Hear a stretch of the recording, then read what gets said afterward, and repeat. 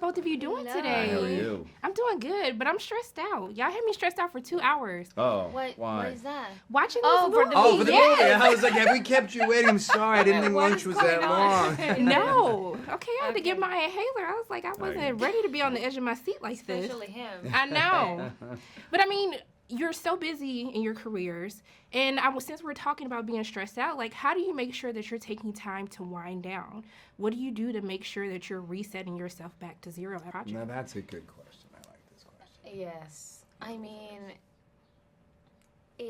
I realize more and more like how important that is, because you can't, if you're completely empty and out of energy, and you can't be inspired, you can't feel creative, you don't have the physical energy to take on another project. So I just go, every time I can, I just try and get off the grid and go somewhere, travel with my dogs, and see my friends, and just do something normal that has nothing to do with this. I don't even want to read a new script, even if it's just for reading. I don't want to read for work. I try to like really disconnect and step away from everything. Well said. I don't even want to watch I movies. don't have much time for that, but But you know what I mean? Like, you want to, it's I'm sure Anna, just like myself, we began acting as a hobby. It's what you do. Like, what do you do on a Saturday? For nobody, for nothing, just for you. As kids, I'm sure we all did plays and wanted to perform, and eventually your hobby becomes your job. And when your hobby becomes your job, something changes. And in order to kind of continue this profession while enjoying it the way you did when it was just your hobby, you need that disconnection. You need that time to kind of shut yourself off completely from it in order to kind of reinvigorate that appetite to do it just for yourself and not for this kind of game that the job becomes. But I mean, since we're talking about hobbies, I was shocked to find out that Lloyd is a quitter.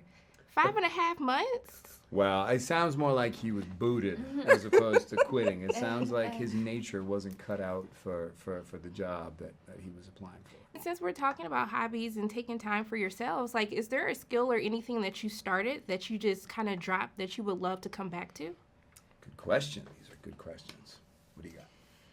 you know what? When I just came to LA, I wasn't working much. I was learning English, and I had a lot of free time, and I went to the LA college, and I got myself into painting classes, and I started painting. Yeah. And I Loved it. I loved it. I'm not super good at it, but I then I got very busy and I didn't have more time for it. But I would love to continue with that. I did. No, I did paint when I was younger, but I was going to do a film. I grew up tap dancing, and so I was going to do a film that we're still trying to get on its feet, where I played Gene Kelly, and so I did a play a couple of years ago, and I got back into tap classes in the downtime in between rehearsal.